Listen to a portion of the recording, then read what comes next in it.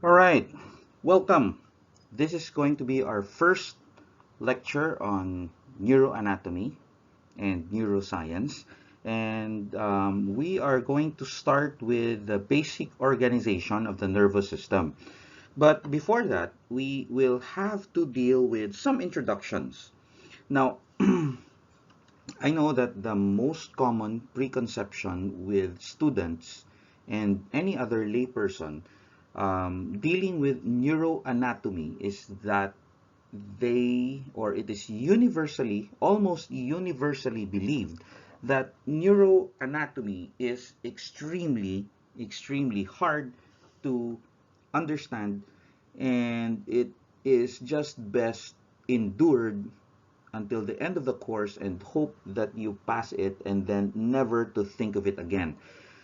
Um, well, that is not very true because once you simply have the right attitude and the right approach, you can understand neuroanatomy. And um, you might even find neuroanatomy interesting and not so difficult.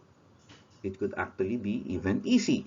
And you can even leverage that preconception that of neuroanatomy being very hard because once you understand it, people will now assume that you must be pretty smart because you understand neuroanatomy.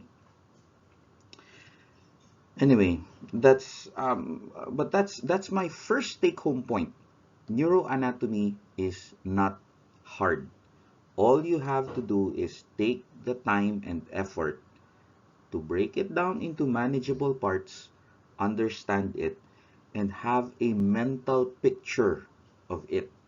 Therefore, we will not simply read and talk about things we need to draw. Okay, so you guys, we need to learn how to draw so that we will understand better. And in fact, it can be explained by understanding neuroanatomy, how drawing, how talking about it, how writing about it could actually improve your learning on any other subject. So, first of all, let's all ditch that preconception that neuroanatomy is hard and let's dive in. Now, your main textbook would be this, Snell's Clinical Neuroanatomy.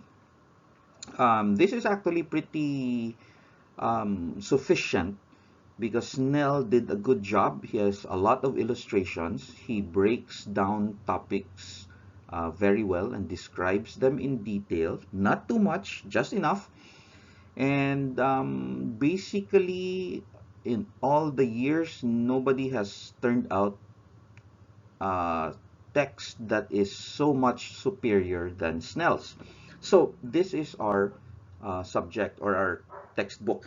I do not know what's the most recent edition, but I don't think different editions would have drastically different contents.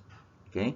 Now, you are lucky because all you have to do is, if you cannot afford the book, just simply go online, download a PDF, and now you have a fully colorized um, PDF in your phone or tablet, which you can access anytime. Now, I'm putting another textbook here, and it's your clinical neuroanatomy made ridiculously simple. The cartoons may be ridiculously drawn. It's not Marvel or DC level drawing, but um, the author did a great job making things simple with neuroanatomy, and it's worth a read also. Now, remember this: you have to pursue knowledge. I cannot overemphasize that. You cannot just simply expect that your teacher will spoon feed you all the details and you will come out nice and shiny. No, your teacher can only lead you, guide you a bit, but the main effort will be yours. You have to pursue knowledge. You have to pursue wisdom. If you want to be a physical therapist or a doctor worth your salt, you have to do it on your own, or else you'll just turn out to be a mediocre one. Make your life count. Pursue knowledge. Now, how about any other textbooks? Actually, you can use any other textbooks. What's important is that the textbook helps you understand. If you find a better textbook that helps you understand, which you think illustrates and explain things better than the ones we have here, go ahead, read that, and then just check on Snell just to make sure that the information there is in line with our main text. And if you do find something good, let me know because it might be worth a read. What's important is that you are understanding things. Also, another invaluable resource is YouTube. You can find a lot of drawings, a lot of animations, a lot of cartoons, a lot of mini lectures that are very quite helpful. Some will benefit you once you've already understand the basics.